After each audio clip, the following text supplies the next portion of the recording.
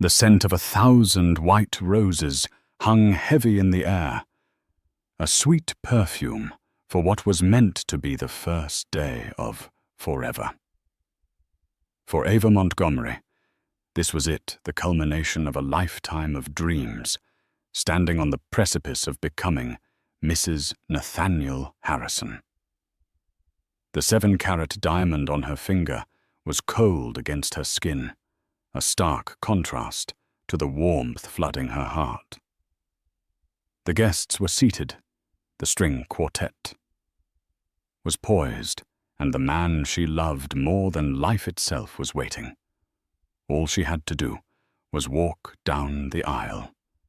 But a closed door, a muffled voice, and a single whispered name were about to turn her fairy tale into a battlefield. The bridal suite at the Serenity Vineyards was a study in controlled opulent chaos. Sunlight, thick and golden, as the local Chardonnay streamed through the floor-to-ceiling French doors, illuminating dust motes dancing in the air like tiny celebratory sprites. Ava Montgomery stood before a gilded full-length mirror, a vision in ivory silk and hand-crafted lace. The dress, a bespoke creation she'd flown to Paris for, clung to her frame as if spun from moonlight and promises. Its train cascaded behind her, a magnificent waterfall of fabric that pooled on the antique Persian rug. Every detail was perfect, meticulously curated over 18 months of obsessive planning. The calla lilies in the crystal vases were the exact shade of cream she'd specified. The bridesmaids' dresses, a soft dove grey, were hanging in a neat row waiting for their occupants.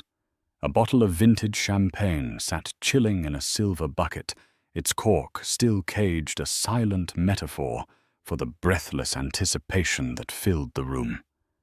This wasn't just a wedding. It was a production, the merger of two powerful families, the Montgomerys and the Harrisons, orchestrated to perfection. But for Ava it was simpler and infinitely more profound. It was the day she was marrying Nate. She lifted a hand, her fingers trembling slightly to touch the delicate veil pinned into her intricate updo. Her reflection stared back, a woman she almost didn't recognize. The usual determined set of her jaw was softened. Her sharp blue eyes, usually focused and analytical from years in corporate strategy, were wide and glistening with unshed tears of joy. She was happy, terrifyingly, deliriously happy. "Stop fidgeting or you'll smudge your mascara, and I am not doing that winged liner again." A voice both fond and firm cut through her reverie. Ava smiled, her eyes meeting Olivia Chen's in the mirror. Liv, her maid of honor and best friend since their freshman year at Stanford, stood behind her, a fortress of calm in a sea of pre-wedding jitters.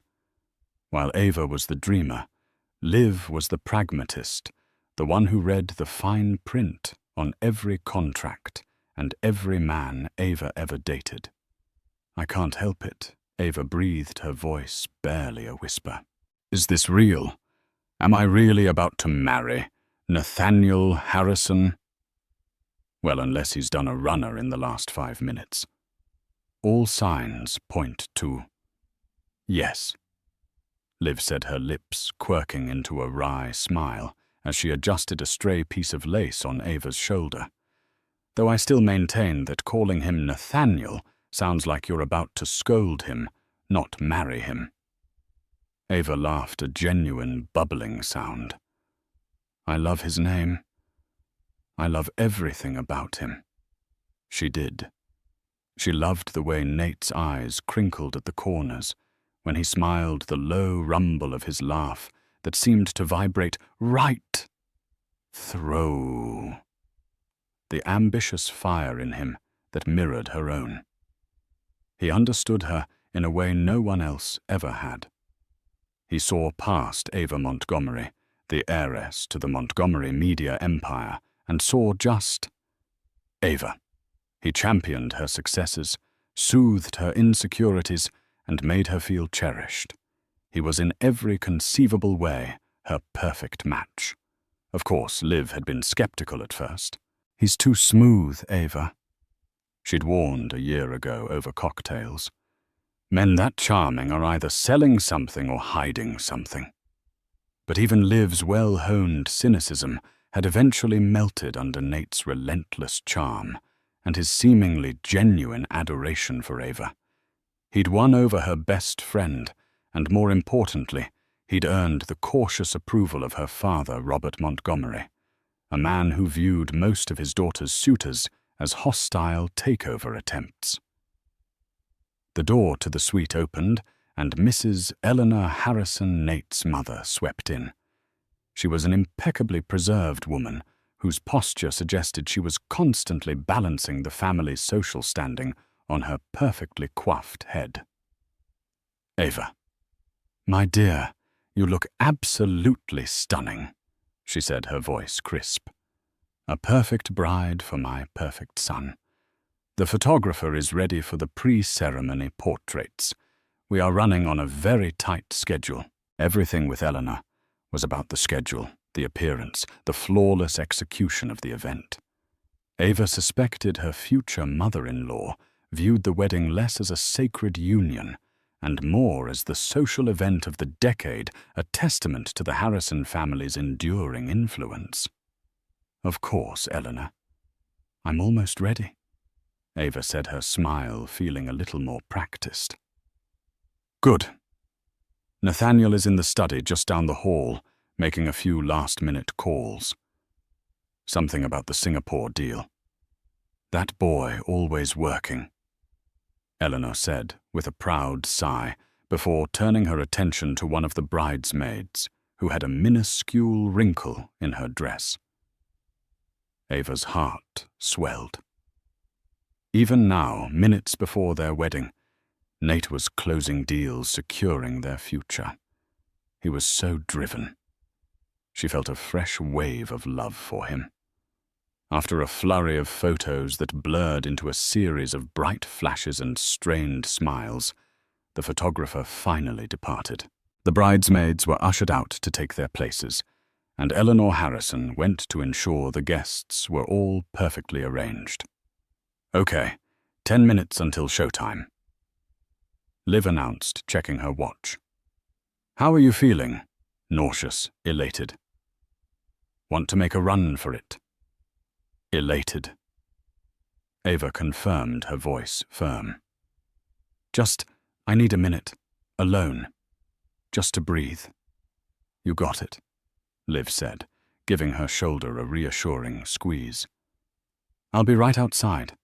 I'll run interference on anyone who tries to come in, especially your future mother-in-law and her minute-by-minute itinerary. Take your time." Liv slipped out of the room, closing the heavy door behind her with a soft click. Ava was finally alone.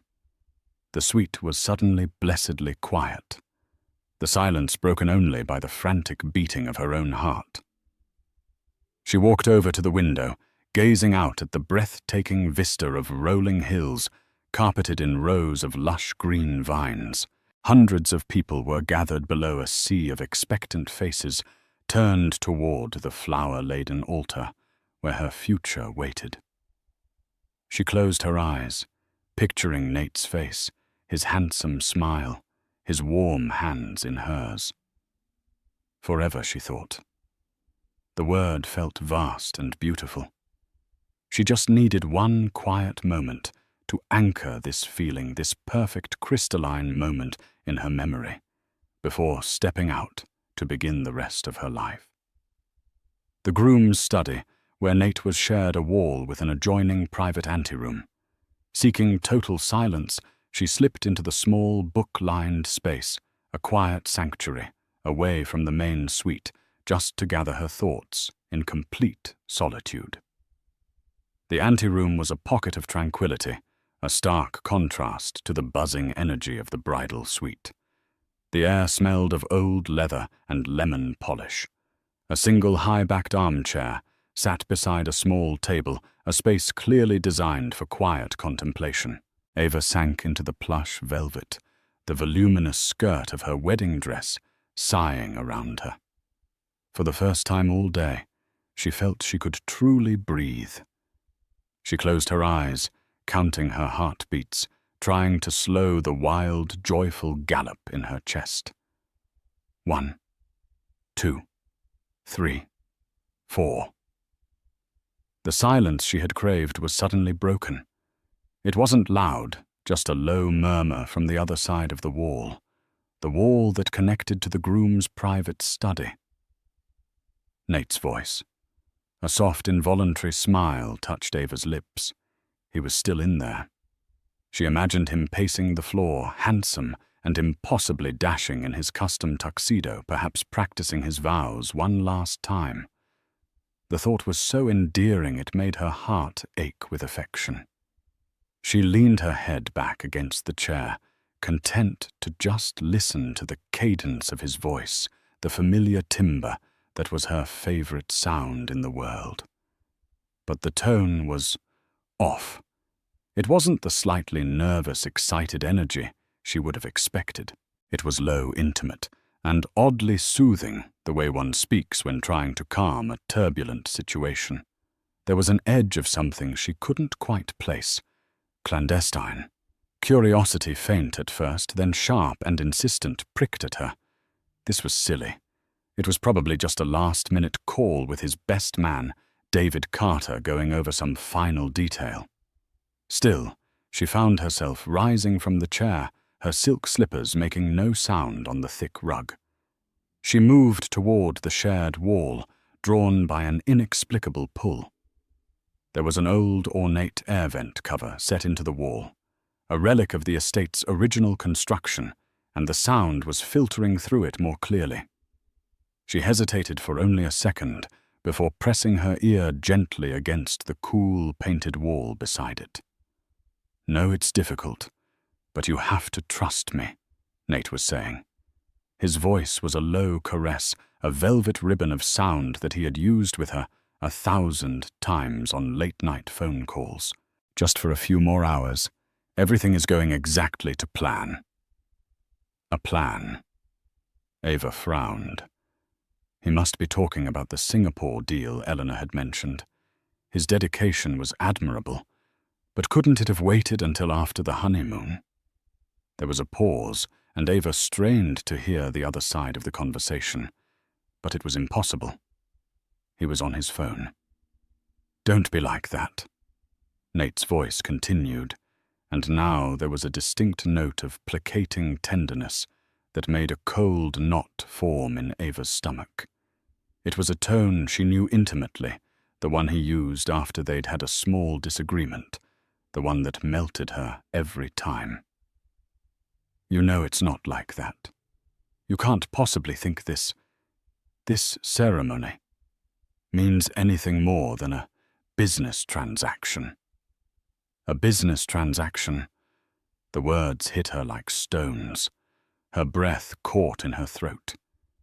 He was speaking about their wedding, their marriage.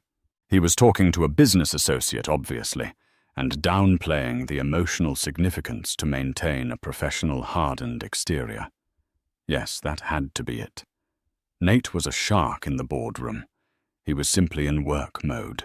She was being ridiculous, a paranoid bride, letting her nerves get the best of her. But then he spoke again, and the next 2 words he uttered shattered her carefully constructed reality into a million irreparable pieces. "Listen to me, Sophia." Sophia. The name was alien. It wasn't his mother, his sister, his assistant. Ava mentally scrolled through every business associate, every acquaintance, every distant cousin she had ever heard him mention. The name Sophia Russo was vaguely familiar. A senior VP at a rival firm they had briefly discussed as a potential acquisition target months ago. Why was he talking to a competitor, a woman he barely knew, with such intimacy? Minutes before their wedding, "Sophia, my love, you're the one," Nate murmured, his voice dropping even lower, thick with an emotion that was unmistakably real. "This whole thing with Ava, it's a means to an end. It's the key that unlocks everything for us. You know that. We've been over this." Ava felt the blood drain from her face. The room, once a peaceful sanctuary, began to tilt violently, the bookshelves seeming to warp and bend. Her heart, which had been beating with joy just moments before, was now a frantic trapped bird slamming against her ribs. "My love." He had called this other woman my love. The term of endearment, his special name for Ava, felt like acid on her skin. She wanted to pull away, to run from the room, to unhear the words that were branding themselves onto her soul. But she was frozen, pinned to the spot by a horrifying magnetic force. She had to know. She had to hear the rest of the lie that had been her life. Leaning against the wall, Ava felt the cold plaster seep through the delicate lace of her dress, a chilling premonition of the ice that was rapidly encasing her heart. The world had narrowed to this one single point, the sound of her fiancé's voice weaving a tapestry of betrayal through the thin partition. Every word was a thread, pulling taut, strangling the beautiful picture of the life she thought they were building together. "Of course she's beautiful," Nate was saying, a dismissive, almost clinical assessment that made Ava's stomach clench. "And smart. That's what makes her the perfect front. Robert Montgomery adores her. He wouldn't sign over proxy control of his media shares to just anyone's husband. He's doing it for her. He thinks he's securing his little girl's future with a man who loves her." A wave of nausea washed over Ava so powerfully she had to press a hand to her mouth. This wasn't just infidelity. This was a calculated long con, a corporate raid disguised as a romance. Her father. He was using her love for him to get to her father, to gain control of the company her grandfather had built from the ground up. The prenuptial agreement, which she had thought was a standard formality, now loomed in her mind as a sinister document. She remembered Nate being the one to suggest a clause, an unusual one, about merging certain voting rights in their respective family companies to show a united front. Her father's lawyers had questioned it, but Nate, with his easy charm, had convinced everyone it was a gesture of ultimate trust. It wasn't trust, it was a Trojan horse. "No, don't cry, baby. Please don't cry." Nate soothed into the phone, and the false tenderness in his voice was grotesque. "Nothing changes between us. This is just a piece of paper, a performance. Think of it as the most lucrative acting job of our lives. Once the merger is complete and the Montgomery assets are leveraged into our new venture, I'll initiate the exit strategy. A quiet, amicable divorce in a year or two, citing irreconcilable differences. By then it will be too late for them to undo the financial ties." A year or two. He had their entire sham marriage and its demolition planned out. He spoke of it with the same dispassionate strategy he would use to describe a stock portfolio. He would live with her, sleep with her, pretend to love her for up to 2 years, all while his heart belonged to this Sophia, and his ambition belonged to her family's legacy. Ava thought back to their entire relationship. The whirlwind romance, the grand gestures, the perfectly timed declarations of love. Had any of it been real? The trip to Tuscany, where he'd proposed at sunset. Was he thinking of Sophia then? The nights he held her and whispered about their future. Their children. Was it all a meticulously rehearsed script? A cold, horrifying clarity washed over her. She saw it all now, the way he'd subtly steered conversations toward her father's business dealings, his casual interest in the company's Q3 earnings, the way he'd seamlessly integrated himself into every facet of her personal and professional life. He wasn't a partner. he was an infiltrator. "I have to go," Nate said, his voice becoming slightly more hurried. "The music is about to start. My best man is probably having a seizure wondering where I am. Just be patient. I'll see you tonight." A choked, strangled sound escaped Ava's lips. Tonight, he was going to leave his own wedding reception to meet his mistress. The sheer audacity of it was breathtaking. "Yes, tonight," Nate confirmed, as if answering her silent, horrified scream. "Our usual place. Around midnight. I'll tell Ava I have to take a conference call with the Tokyo office. She'll buy it. She buys everything." The final sentence was the killing blow. It was laced with a casual contempt, a smug superiority that revealed the true depth of his deception. He didn't just betray her. He didn't respect her. He saw her as a naive, gullible pawn in his elaborate game. The love she felt, the trust she had given him so freely, was in his eyes a weakness to be exploited. "I love you, Sophia." He murmured the final 3 words, a death sentence for the life Ava had been about to embrace. "Only you. Always." Ava stumbled back from the wall, her hand flying to her chest as if to physically hold her heart together. The room was spinning faster now, the edges blurring into a grey haze. The beautiful, expensive dress felt like a shroud.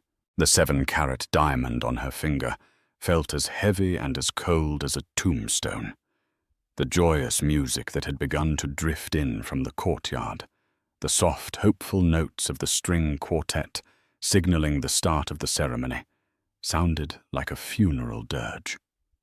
Her wedding day, the day her life was supposed to begin.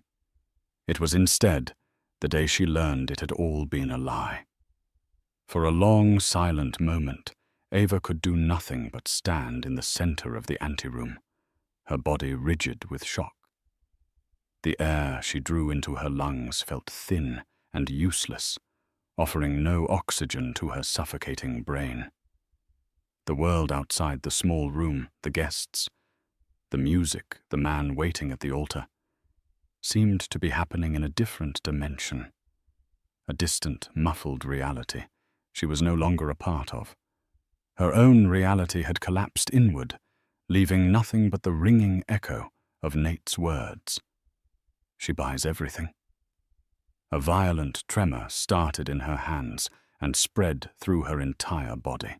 She looked down at her left hand, at the magnificent diamond Nate had placed there. It wasn't a symbol of love. It was a retainer for a service, the price for her family's company. She clawed at the ring, her fingers fumbling desperate to get it off, but her knuckles were swollen from the stress and it wouldn't budge. A strangled sob of frustration and despair tore from her throat. The scent of the white roses she carried in her bouquet, now resting on the small table, was suddenly cloying and nauseating. The perfume of a lie.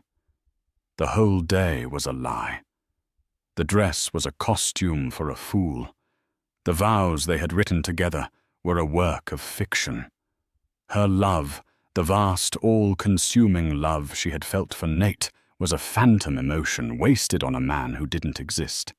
The man she loved was a carefully constructed character, and the real Nathaniel Harrison was a monster. The door creaked open, and Liv poked her head in. "Everything okay in here?" The music started. "Your dad is waiting just outside the suite. It's go time." Liv's cheerful expression dissolved the instant she saw Ava's face. The blood had drained from it, leaving behind a stark, bone-white canvas of horror. Ava's eyes were wide and vacant, her makeup a perfect tragic mask that couldn't conceal the utter devastation beneath. "Ava, what is it? What's wrong?" Liv asked, rushing to her side and grabbing her arms. Ava's whole body was trembling. "My God, you look like you've seen a ghost." "Worse," Ava whispered, her voice a dry, rasping sound that was barely human. I heard one. She couldn't form a coherent sentence. The words were log-jammed behind the lump of grief in her throat. She could only point a shaking finger toward the wall that separated her from the man who had just annihilated her world. "Nate," she choked out. "He was on the phone. In the study." Liv's eyes narrowed, her protective instincts flaring. "What about him? Is he calling it off? That cowardly son of a—" "No!" Ava cut her off, a single hysterical laugh escaping her lips. It was a terrible sound, sharp and broken. "He's not calling it off. It's a performance. The most lucrative acting job of our lives." Piece by agonizing piece in halting, fractured sentences, Ava relayed the conversation she had overheard. She repeated the name Sophia. She detailed the cold corporate language he used to describe their marriage. She explained the plot against her father, the leveraging of the Montgomery assets, the planned exit strategy of a divorce in 2 years. With every word she spoke, the reality became more solid, more undeniable. Saying it out loud made it real. Liv listened, her face transforming from confusion to disbelief, and finally to a cold, concentrated fury that was terrifying to behold. The blood drained from her face, mirroring Ava's, but her eyes burned with a righteous fire. All her initial doubts, all the subtle red flags she had brushed aside for Ava's sake, came roaring back. "I knew it." Liv hissed, her voice low and venomous. "I knew there was something off about him. The way he looked at your father's portfolio, the questions he asked. I told myself I was being paranoid." She squeezed Ava's arms, her grip grounding. "That manipulative, parasitic snake. I will kill him. I will walk out there and end him right now." "It's too late," Ava murmured, her gaze distant. "The ceremony is starting. Everyone is waiting." The sheer momentum of the day felt unstoppable, a freight train heading for a cliff. "Then we stop it," Liv insisted, her voice rising with urgency. "We walk out there right now and tell your dad. We call the whole thing off. Humiliate him in front of all those people. Let him explain this to Eleanor and her perfect schedule." The thought of walking away, of running and hiding, was tempting. She could dissolve into a puddle of tears. Let Liv handle it, and wake up tomorrow to deal with the fallout. But then Nate's final words echoed in her ears. "She buys everything." The smugness, the contempt. He saw her as weak a fool to be played. If she ran away crying, she would be proving him right. He would spin a story, paint her as an unstable runaway bride, and perhaps even salvage his reputation. He would win. A new feeling began to stir beneath the crushing weight of her grief. It was small at first, a tiny ember in the ashes of her heart.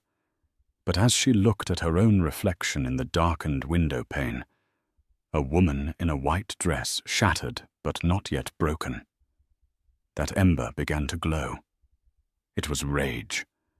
A pure, court-clarifying rage. He was not going to win. He was not going to destroy her family and walk away unscathed. She would not be the victim in his story. She would be the reckoning. "No," Ava said, her voice suddenly steady, infused with a chilling calm. "We're not stopping it. I'm not running." She straightened her shoulders, lifting her chin. Her eyes, when she met Liv's in the mirror, were no longer vacant. They were blazing. "I'm walking down that aisle." Liv stared at her, utterly bewildered. "What, Ava, no? Are you crazy? You can't marry him. You can't stand up there and say vows to that monster." "I'm not going to marry him," Ava said, her voice as sharp and cold as breaking ice. I'm going to expose him. The shock that had paralyzed her moments ago had receded, replaced by a preternatural clarity.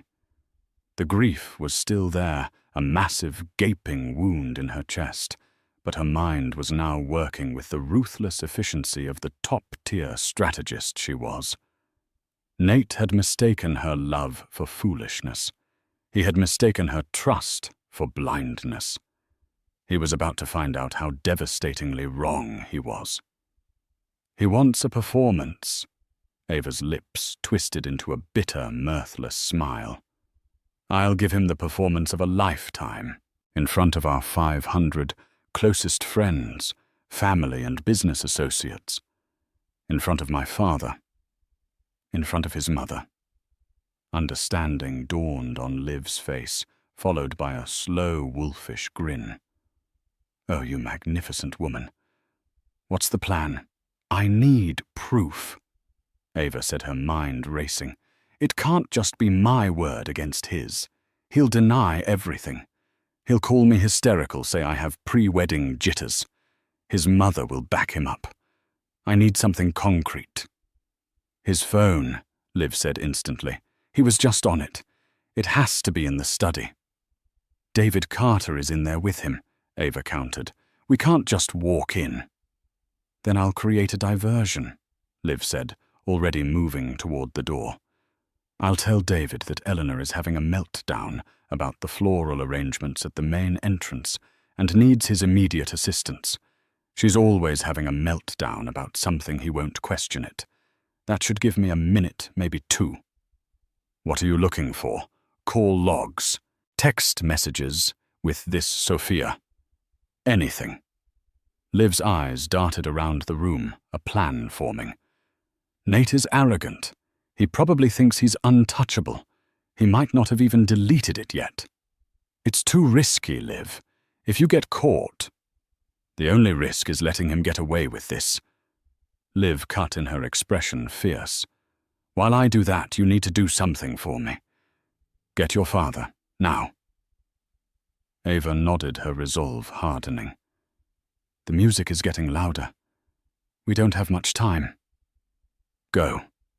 Use the connecting door from the main suite to the hallway. No one will see you. Tell your father there's an emergency with the dress, anything. Just get him to this room, and don't let him leave. I'll meet you back here. With a final determined look, Liv slipped out of the anteroom. Ava took one last deep breath, composing her face into a mask of placid concern. She walked back into the bridal suite, which was now empty, and opened the main door to the grand hallway. Her father, Robert Montgomery, stood there looking regal and proud in his tuxedo, his silver hair perfectly coiffed.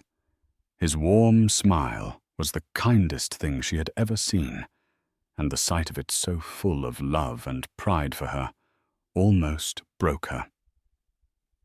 There you are, my darling, he said, holding out his arm. Ready to take the longest, most important walk of your life. Almost, Dad, Ava said, forcing her voice to remain even. There's a small tear in the lace on the back of my dress. Liv is trying to find a pin. Could you come into the anteroom for a second? I don't want anyone else to see. Robert's smile faltered slightly, replaced by concern. Of course, sweetheart. Anything you need. She led him past the empty bridal suite and into the small, quiet anteroom where her world had ended just minutes before. She closed the door firmly behind them. Ava, what is this? Her father asked, his brow furrowed as he looked around the small room. Where's the tear? Ava turned to face him, letting the mask of composure fall away. Her father saw the raw anguish in her eyes, and his entire demeanor changed. The celebratory father vanished, replaced by the shrewd, protective CEO, who could spot a threat a mile away. The wedding is off, Ava stated, her voice shaking but clear. What? What happened? Did he do something to you?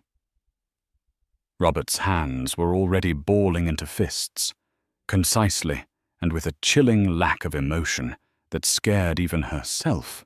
She told him everything. She left out the heartbreak, the personal betrayal, and focused on the facts that he, as a businessman, would immediately grasp. Nate is marrying me to gain proxy control of your shares. It's a corporate takeover plot orchestrated with a woman named Sophia Russo. He plans to leverage our assets, merge them into a new company, and then divorce me in under 2 years. Robert Montgomery went pale. He sank into the armchair Ava had occupied earlier, looking as though he'd been physically struck. For a moment he was silent, processing the sheer scale of the deception. It wasn't just his daughter's heart. It was his life's work, his family's legacy that had been targeted. His expression shifted from shock to a glacial, terrifying rage that made the air in the room grow cold. "That young man," he began, his voice a low growl, "is about to learn what it truly means to cross a Montgomery." Just then the door opened silently, and Liv slipped back into the room, her face pale but her eyes triumphant. She was holding her small, jeweled clutch. "Did you get it?" Ava breathed. "Better." Liv whispered, her voice trembling with adrenaline. "His laptop. It was open on his desk. He has a program that auto-records his business, calls for quality assurance. He must have forgotten to turn it off." She opened her clutch and pulled out a tiny USB drive. "I have the entire 10-minute conversation, every single word." Ava looked from the USB drive in Liv's hand to the burning fury in her father's eyes. The final piece of her plan had just clicked into place. The string quartet outside swelled, playing the opening bars of the bridal march. It was time. Robert stood up, his back ramrod straight. He looked at his daughter, his eyes filled with a mixture of immense pain for her and boundless pride. He held out his arm. "It seems, my darling," he said, his voice grim but resolute, "that we still have a walk to take." Walking down the aisle on her father's arm was a surreal, out-of-body experience.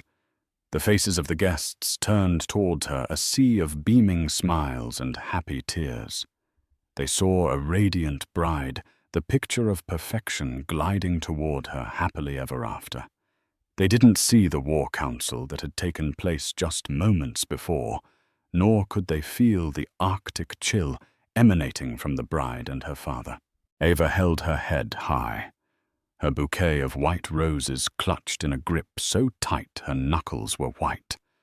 Her steps were measured and deliberate, not the hesitant steps of a nervous bride, but the determined march of a soldier. Her gaze was fixed on the end of the aisle, on the man standing under a magnificent archway of flowers. Nathaniel Harrison. He was even more handsome than she had remembered his smile, broad and confident. As she drew closer, she saw the look in his eyes, a mixture of adoration and triumphant possession. He thought he had won. He was looking at his grand prize, his beautiful, unsuspecting key to a dynasty. The sight of it fueled the fire of her rage, burning away the last vestiges of her tears. Her father's hand was a rock on her arm. He leaned in his whisper for her ears alone. "I am so proud of you, Ava. Let him have it." When they reached the altar, Robert didn't just give her hand to Nate. He placed it there with a pointed formality, his eyes locking with Nate's for a fraction of a second too long, a silent promise of retribution. Nate, oblivious, beamed at her. "You look breathtaking," he whispered, his voice full of the false warmth that had once been her entire world. "I'm the luckiest man alive." "You have no idea," Ava replied, her voice soft, her smile a chillingly perfect imitation of a happy bride's. His smile faltered for a second, confused by her tone, but the officiant began to speak, and the moment passed. The ceremony began. The words washed over Ava, meaningless platitudes about love, trust, and forever. She stood perfectly still, a marble statue of a bride, her eyes never leaving Nate's face. He seemed to sense a shift in the atmosphere, his confident smile tightening at the edges as he met her unblinking, icy stare. He fidgeted with his cuffs, a flicker of uncertainty in his eyes. They moved through the opening remarks and the readings. Then came the moment. The officiant smiled benevolently. Before these two are joined in matrimony, if there is anyone present who has just cause to believe they should not be wed, let them speak now or forever hold their peace. A traditional theatrical pause. The guests shuffled a few, coughed politely. In the silence, Ava, who was supposed to be the picture of silent acquiescence, took a small, deliberate step forward and raised her hand. A collective gasp rippled through the crowd. It started as a murmur and grew into a wave of shocked whispers. Nate's face froze, the blood draining from it, his mask of the charming groom cracking into a million pieces. His mother, Eleanor, in the front row, looked as if she had been slapped. "Ava, what are you doing?" Nate hissed his voice, a panicked whisper, grabbing for her hand. She pulled it away, as if his touch were poison. She turned to the stunned officiant. "I believe I have just cause," she said, her voice ringing out, clear and steady, amplified by the small microphone clipped to his lapel. The technicians, assuming a planned modern twist to the ceremony, had turned it on. Every person in the vineyard could hear her perfectly. She turned her body slightly, addressing not just Nate, but the entire assembly. "I'd like to thank you all for coming today to celebrate this union. A union I, until about 20 minutes ago, believed was based on love and mutual respect. However, I've just been made privy to some new information that has rather altered the terms of the agreement." She saw her father nod grimly from his seat. She saw Liv standing beside the other bridesmaids, her expression one of righteous vindication. Ava's eyes found Nate's again. His were wide with dawning horror and disbelief. "You see," she continued, her voice dripping with scorn, "I always thought my fiancé's pet name for me was my love. A little unoriginal, perhaps, but I cherished it. Imagine my surprise when I learned just before walking down this aisle that he reserves that same term of endearment for another woman, a woman named Sophia Russo." The name hung in the air. Nate flinched as if he'd been shot. His mouth opened, but no words came out. "But simple infidelity I might have been able to forgive," Ava went on, her voice rising in power. "What I find a little harder to overlook is the reason for this wedding. Nate called it a business transaction, a means to an end, the most lucrative acting job of our lives. His words, not mine."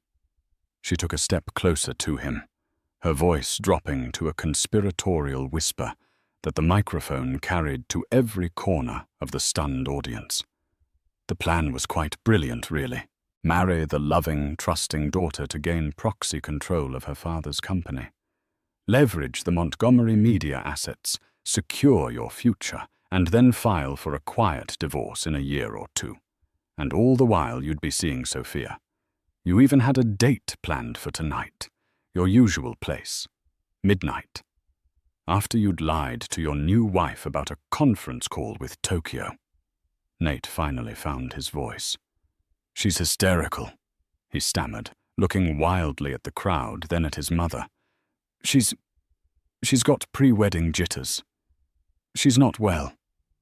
Eleanor Harrison started to rise from her seat, her face a mask of fury and humiliation, ready to defend her son and salvage the situation. But before she could speak, Liv stepped forward from the bridal party line. She held up her phone, which was connected to a small portable speaker on the officiant's lectern. "Is this your voice, Nate?" Liv asked, her tone deadly. She pressed play, and into the stunned silence of the Napa Valley afternoon, Nate's own voice filled the air, smooth and conspiratorial.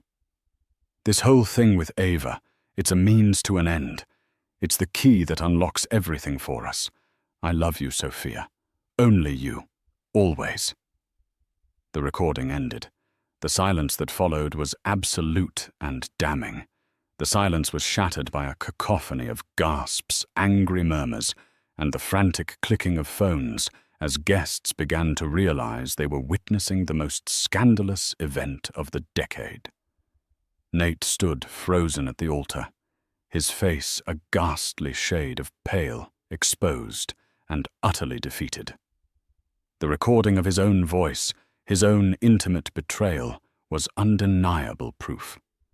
The charm, the confidence, the carefully constructed facade had been stripped away, leaving behind a common, pathetic cheat.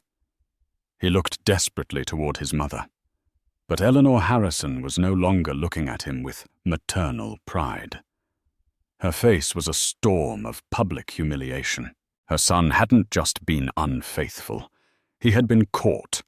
He had turned the Harrison name into a laughingstock in front of the very society she had spent her life cultivating. Her horror was not for his soul, but for her status. Robert Montgomery rose from his seat in the front row, his presence commanding immediate attention. He didn't look at Nate. He addressed the assembled guests, his voice resonating with the authority of a man who had built an empire. "As of this moment," he announced, his words sharp and final, "Montgomery Media and all of its affiliates are severing any and all ties, both present and future, with Harrison Industries. Any joint ventures are hereby terminated. Our legal team will be in contact." Each sentence was a hammer blow, publicly and professionally dismantling the Harrison family's ambitions. It was a corporate execution performed in broad daylight. Nate finally looked at Ava, a desperate, pleading expression on his face. "Ava, please, we can talk about this. Don't do this." Ava looked at the man she had almost married, and for the first time she felt nothing. No love, no hate, not even pity. There was just a vast, empty space where her feelings for him used to be. He was a stranger, a failed business proposition. She slowly began to pull off her white silk gloves. Then, with a strength she didn't know she possessed, she twisted the 7-carat diamond ring on her finger. It finally came loose. She held it up, letting it catch the afternoon light, a glittering symbol of a toxic lie. She looked him directly in the eye. "My father's company, my family's legacy, my trust. You thought this was the price for all of it?" She said, her voice quiet, but carrying the weight of her conviction. She opened her palm and let the ring drop. It hit the stone steps of the altar with a small, definitive clink, a sound of finality that echoed through the vineyard. "You're not wealthy enough to afford my heart." Without another word, without a single backward glance, Ava turned. She gathered the skirt of her magnificent dress, the one she had chosen for a life that no longer existed, and she began to walk. Not run. Walk. Back down the aisle she had just ascended. This time the faces of the guests were a blur of shock, awe, and for many deep respect. She wasn't a jilted bride fleeing in shame. She was a queen, abdicating a corrupt throne, her head held high, her back straight. She had walked into this ceremony a naive girl in love, and she was walking out a woman who had saved herself and her family. Her father and Liv fell into step on either side of her as she reached the end of the aisle. They didn't speak. They didn't need to. They simply formed a protective wall around her, their presence a silent testament to the love that was real and enduring. As she stepped out from under the shade of the wedding canopy and into the bright, unfiltered sunlight, Ava took her first deep breath of clean air. The scent of roses no longer seemed cloying. It was just the smell of a beautiful day, the first day of her new unwritten future. The path ahead was uncertain, and the wound of betrayal was deep, but for the first time in a very long time, she was free. The wedding was over. Her life was just beginning. The walk away from the altar was the longest and shortest of Ava's life. Each step was a deliberate severing of a tie to the past. The cacophony behind them, the shocked shouts, the panicked voice of Eleanor Harrison, trying to assert control, its pathetic, fading cries of her name melded into a meaningless roar, the sound of a distant, collapsing city that was no longer her problem. She didn't look back. To look back would be to acknowledge the ruins, and right now all she could do was focus on putting one foot in front of the other. Robert Montgomery guided them with a firm hand on her back, his other arm protectively around Liv, steering them away from the main courtyard and toward the private villa reserved for the family on the far side of the estate. Their footsteps crunched on the gravel path, a stark, rhythmic sound against the chaos they were leaving in their wake. A few of the estate's security staff, alerted by Robert, with a single sharp gesture materialized around them, forming a silent, unbreachable perimeter. They were a small, tight unit, moving through a war zone of their own making. The moment the heavy oak door of the villa clicked shut behind them, the world went silent. The soundproofed walls blocked out the pandemonium, leaving only the sound of their own ragged breathing. For a second, the three of them just stood there in the opulent foyer, the adrenaline of the confrontation draining away, leaving a hollow, buzzing vacuum in its place. And then Ava's body remembered the pain her mind had been holding at bay. A tremor started in her knees, traveling up her body until her teeth were chattering. The magnificent wedding dress, which had felt like armor just moments ago, now felt like a leaden cage. The corset, once a symbol of bridal elegance, was a vice squeezing the air from her lungs. She looked down at her hands, no longer clutching the bouquet, and saw them shaking uncontrollably. The strength that had carried her down the aisle, the cold fury that had fueled her speech, evaporated.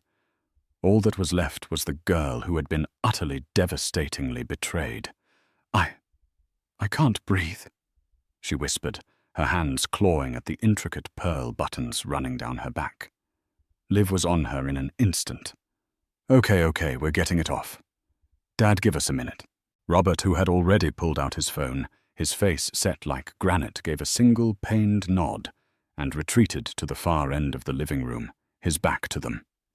He began speaking in low, lethal tones, his voice a weapon being deployed against the Harrison family. "Get our legal team on a conference call. Now! I want a full injunction against Harrison Industries by morning, and get me our head of PR. No, I don't care that it's a Saturday." Liv's fingers, nimble and sure, worked at the impossible buttons. "Just breathe, Ava. In and out. That's it.